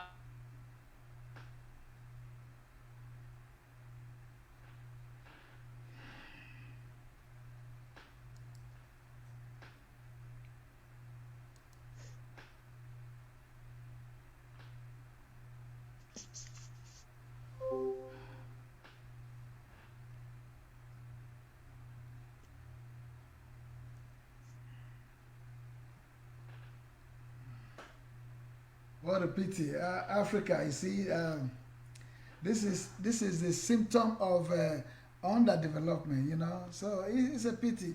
This is what we are talking about. Look at this, you know. I mean, all across Africa, you know, Nigeria being the giant nation in Africa, we're supposed to, you know. I mean, I know we are doing gradually. We are moving on. We are moving forward, but you know, it is too slow, and it applies to the rest African countries, you know. Look at what is going on right now.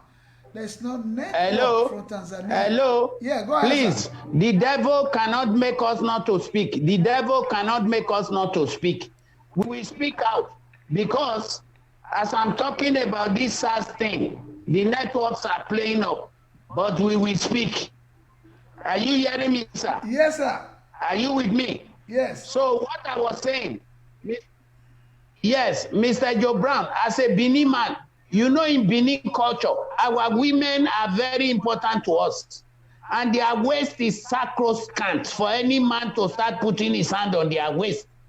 And you find these useless SARS people stopping our women, carrying their handbag, searching for their handbag, taking their phones from their handbag, and asking for the password and scrolling their phones. A certain Mr. Stephen in Edo State, his wife was stopped. She was even in a taxi. They take the phone and they start scrolling the phone. What has a woman who is married got to do with a case of stopping armed robbery? You know, this molestation should stop. And the funniest thing is, these things only happen in the south of Nigeria. And I was asking people and asking the country and asking the president, are Southerners now second-class citizens in their own country? How come SARS misbehavior is mostly concentrated in the south? You know? So what I'm saying is they should be banned. a new security outfit that is civil, that has civility, that is ready for the rule of law should be brought to our street. And secondly, I'm not saying all the policemen are corrupt, all the policemen are bad. No, there are still policemen that are patriotic, that are civil. So those people should be brought to the street, not this gang of robbers. This gang of robbers should be removed to the psychiatric department they belong to. And I'm saying, the federal government, the president of the federation swore to the constitution to uphold the territorial integrity.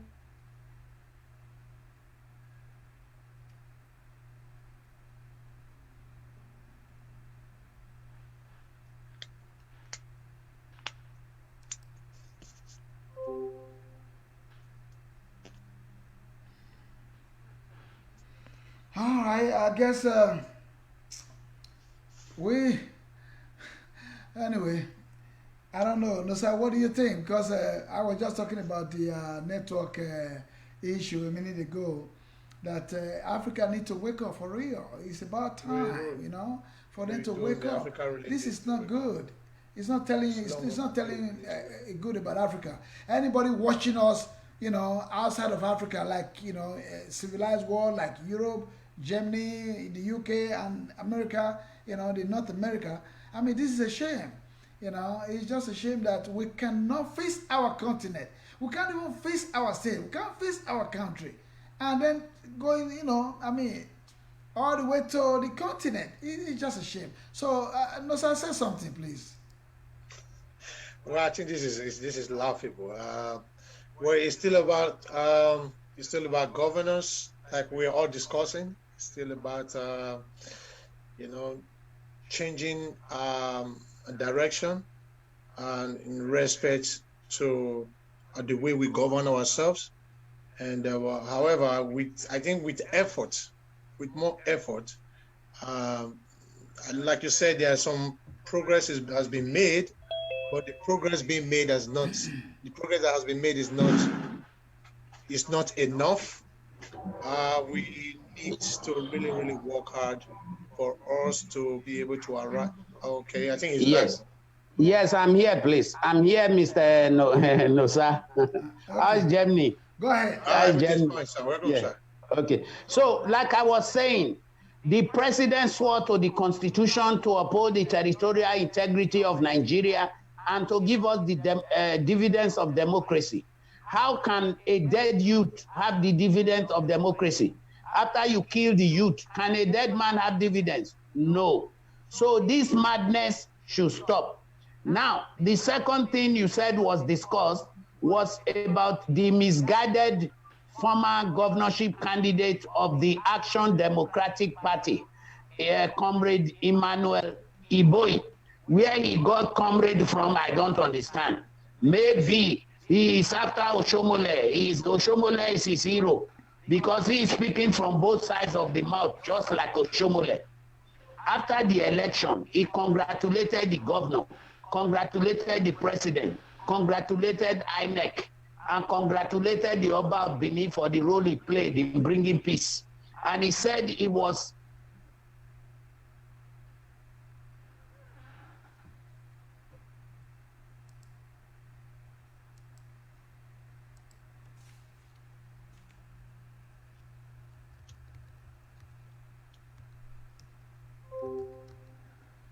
go ahead, Nosa. Yes. So we're still going back to the same issue we are discussing. Yeah. Okay. It's all about governance. So I think we need to close it. I was just trying to give him the chance to air his view on it. He's familiar with it already. He has done a video. He has done a video, exclusive video on it.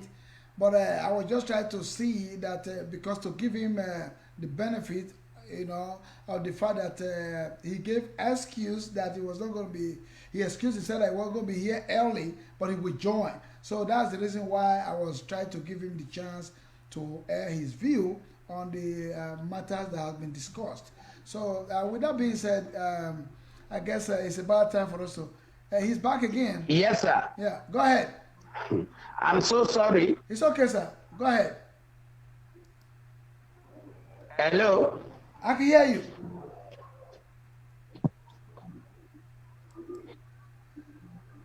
I can hear you, sir. Yeah. Okay. Go ahead. Hello? Go ahead, sir. Now, wow. I can hear you.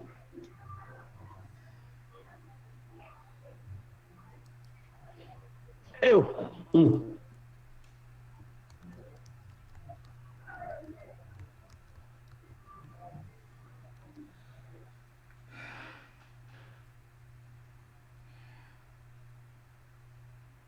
Ambassador?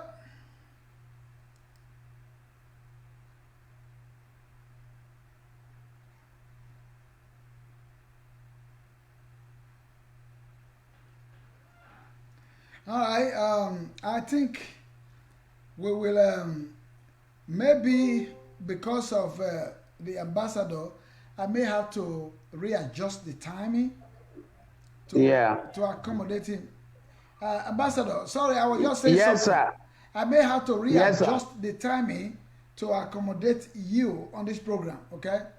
What do you think? I will be very grateful if that can be done, because I'm really having high blood pressure. I love your program.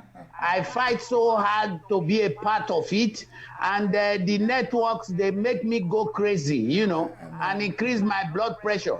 Because you see, here so in East sorry.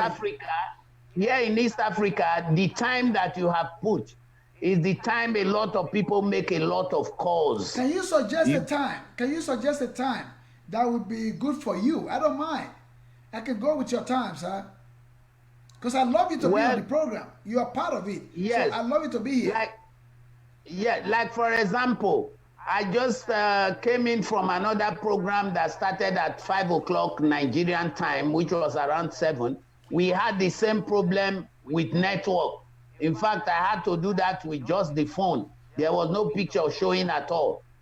Now, here, you find out that after 9 o'clock, which is 7 o'clock in Nigeria, the network is very okay.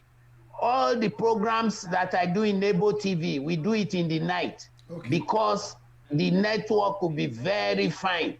Okay. And do you know, like the program we did in Nebo TV yesterday, we had to even do it at 2 a.m. in the night, my time here. Okay. It doesn't matter. I stay awake, because what you people are doing is a passion for Edo State, a passion for Edo State. We are not being paid for it. We just want our state to be better, because we all believe right now we are marching towards an El Dorado. So since the network has been steady for a few minutes, to quickly tell you about the ADF guy, ADP guy, I said his name is Comrade Emmanuel Iboy, and he's an ex-student of University of Benin, who had to forge his birth certificate in order to contest as the governorship candidate. He said he was born in 1984, but his voter's card is written 12th May 1990, and he said he was born 12th May 1984. That is 36 years. But the truth is, he is 30 years old. So he's after telling you about the video he did with ITV, where he was congratulating virtually everybody, including the table that he was speaking on, you know, because, you know, so right now, his case is not only vexatious, you know, he has a perjury case against him, forgery case against him, and he has no integrity. So that is what I'll say. I just think his case is laughable. And secondly, if it quacks like a duck, walks like a duck, flies like a duck, then it's a duck. So what we are saying right now is that there are people behind this young man using him. They want to use him like Esau. He is selling his future, his political future, for a bowl of soup. And that, and as far as I'm concerned, the face behind the mask is Oshomole again, and his EPM people trying to cause confusion. okay, about this young man. So what I'm saying, he has no case, he has no basis to bring a case against the governor. There is no case. That election was free and fair. Everybody have said so. And finally, remember that it is the party's name on the ballot, not an individual's name. And the chairman of his party, Mr. Gabriel Oluwatombi, was shocked, and the entire party members were shocked that he brought that suit against the governor.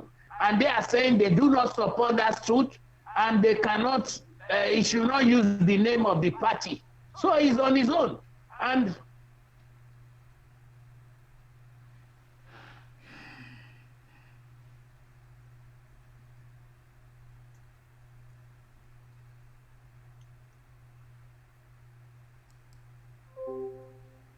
okay. Can we round up the program? Yeah, we can. Okay.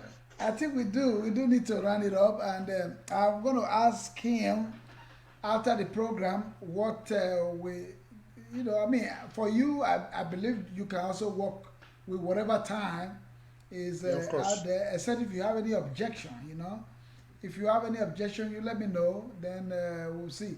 I want to actually give credit to him because of where he is.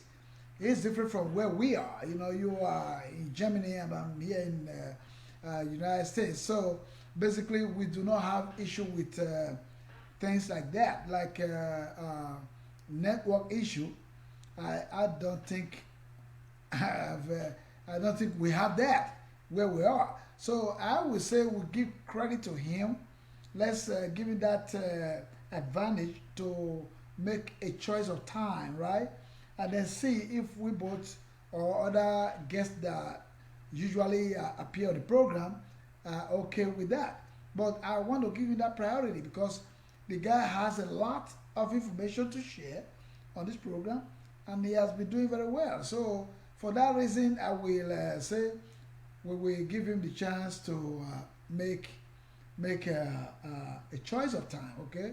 If that's okay by you, my brother Nusa. So that with that being said, we can close the program for today. We have been here for a while, right? What do you think, Nusa? Any closing remark? Well, I think I will highly commend your effort and also the effort of Mr. Ambassador Matthew Waifu for his time and his effort. However, I do look forward to see him back on the program next time again when you fix us for another engagement. So I also thank you also, sir, for your time, for your effort, for inviting me back onto this program. And I look forward to see you back here again. Thank you so much, my brother Nosa Idele-Ero. I always love you. Anywhere I go with you. Like what he said, anywhere Obaseki go, we go with him, right? So anywhere, anywhere I am, I know you'll be with me, and wherever you are too, wherever I am, I like you to be there with me, right? Let me put it that way, okay? Yes, I appreciate you so much.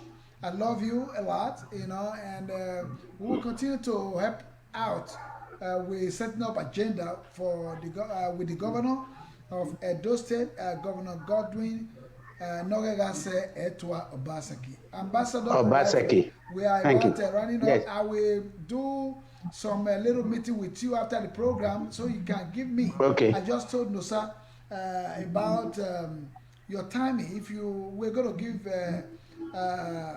priority to your own time, choice of time. So you need to give me the best time that will work for you on this program because I want it to be continuously on this program. I need you here so that you can continue to help give out information to the people through this platform. So therefore, I will give you the chance to choose a time that will be suitable, that will be conducive.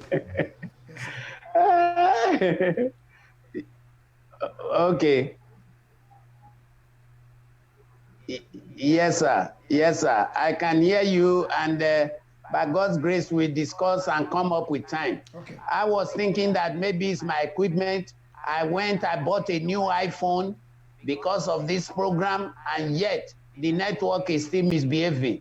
I've even gone to discuss with the service providers on how important, and what they were telling me is that it's the time it chose. Thank God that the Holy Spirit revealed it to you. This was not revealed to you by man. That is why you are talking about the time. So like I was saying, the ADF guy, his case is a nullity. And then to go straight to Uche Secondus. Uche Secondus is the chairman of the PDP, national chairman. He is supposed to know better. Thank God that our governor is a governor that believes in the rule of law and due process. Because what Uche Secondus was asking him to do was to break the law of the federal, to break the constitution of the Federal Republic of Nigeria. The governor has no powers under the constitution to bring the House of Assembly members back to the House of Assembly. Instead, they should be in local prison by now if we were practicing good law in Nigeria. But people, there is no deterrent. That is why they are still outside. Now, you cannot put a life member in your pocket and expect not to be beaten. The stone you know is coming to blind your eyes, cannot blind your eyes because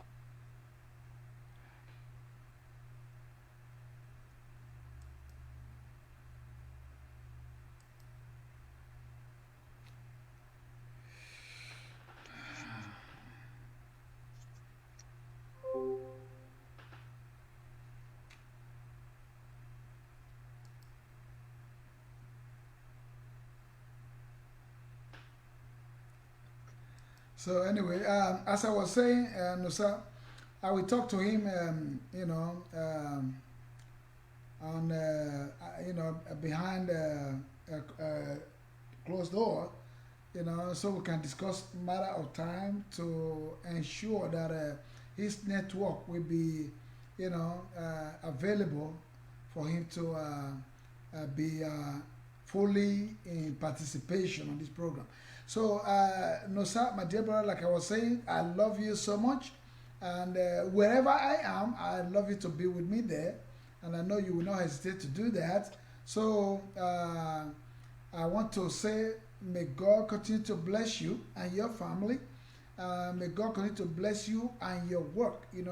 Whatever you put your hands, God will continue to bless it and multiply it, a millionfold for you. That as we are setting this agenda for the betterment of our state, partnering with our governor to move the state forward, so shall God continue to hear and answer our prayer. In Jesus' name. Thank you very much, sir. Thank you very much. So I will say, we'll call it a day now. I'll say, we'll see you on Saturday. On Saturday, please, I will give the time before I set the the schedule for Saturday. I would have discussed with the ambassador and other members, or the other crew members. I want to give a tribute to our crew members who were not present today. Today being midweek, so a lot of people go to work. Some of us are off work and all that stuff. And that's the reason why Nusa and I, was just here by ourselves, because others got to go to work. But on the Saturday, I think that if it is going to be Saturday or Sunday, whatever we discuss, I will let you all know. By the time I'll schedule it so that you will not miss the program. I want to give a tribute to our brother who has not shown up for a while now, Brother Idele-Ero. He promised to be in the program before the election and after the election so that we can continue to work, partner with the governor to help out on ways to enlighten the people on what is going on and all that stuff, So Idele-Ero from Boston was absent today. Our brother Osa Omori, I know he's working. He told me about that. In California, Osa Omori from California, he's working today. He hasn't the chance to be with us. And then the only lady, the one and only lady that started the program with us, also promised to be here today, but she did not show up. I don't know why. But whatever reason it is, I say God continue to be with everyone wherever they are. That is, I'm talking about Lady Layo Omori. Lady Layo Omori is from Boston, Massachusetts also. but she was unavoidably absent today. So all of us together, we are a team, and I think whatever it is, our goal is to partner with the governor to ensure good governance in our state, so that our people will be happy. We are not paid to do this program. None of us is being paid. We are not sponsored by anybody. I want people to realize that it is not. I mean, we can discuss matters of different issues, that concern our state and Nigeria in general. So we are not being paid. We're not sponsored by anybody. For whatever that we need to discuss this. If you have anything for us to discuss about, suggest it. Send me a message, and then we can talk about such matter. I'm talking about the audience now. If you have anything that of concern, issue of concern that you need to let the people know about, bring it to our attention. Please send me a message, and then we'll put it in our agenda for discussion. We thank you so much for being with us. We thank you so much for joining us today. Please share the program and let it go viral. Let the message go across. Let it be known to everybody. Let everybody be part of the message that was discussed today. Nosa and I think we did some good job. However it is you that we also spread it to the people, to those who were unable to be in the program. Thank you very much, and God bless you. We'll see you on Saturday at the time that I will publish before Saturday or Sunday, whatever day we chose and time. I will let you know on the schedule. God bless you. Thank you so much. God bless you, sir. Thank you, I'll sir. see you. Bye-bye. Thank you. Okay, you too. Bye-bye. Thank you. Thank you.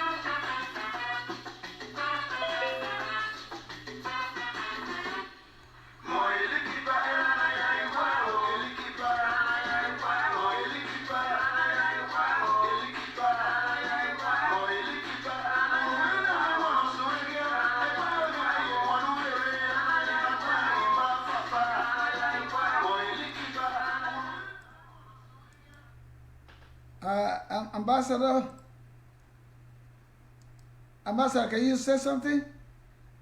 It's still the same, right? I'll call you after the show, and then we will set up a good time for the program. Thank you for coming. Thank you for being part of the program today. We appreciate you as always, Ambassador Abiki Uwaifo. God bless you, and God bless your businesses during the week, and then we will see you the weekend. Again, it depends on what time we agree for the program to be. You and I, we have to discuss that, behind closed doors. Thank you so much. God bless you. We will see you weekend.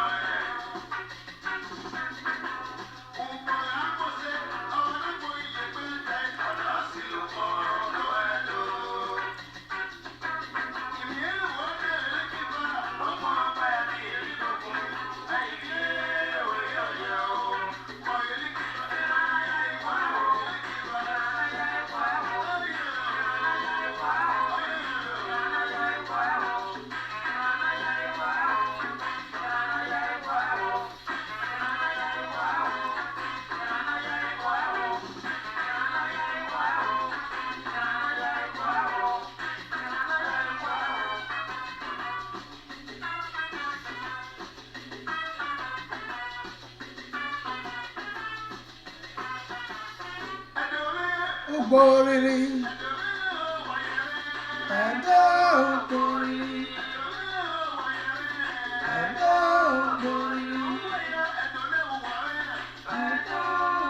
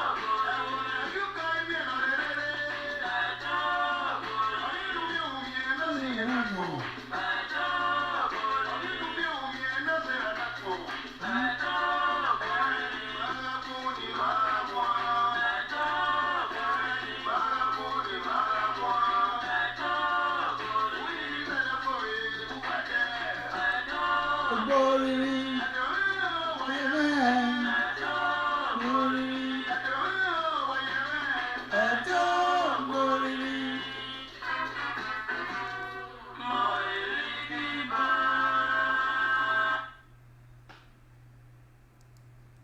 All right, I guess this is about the end of the show.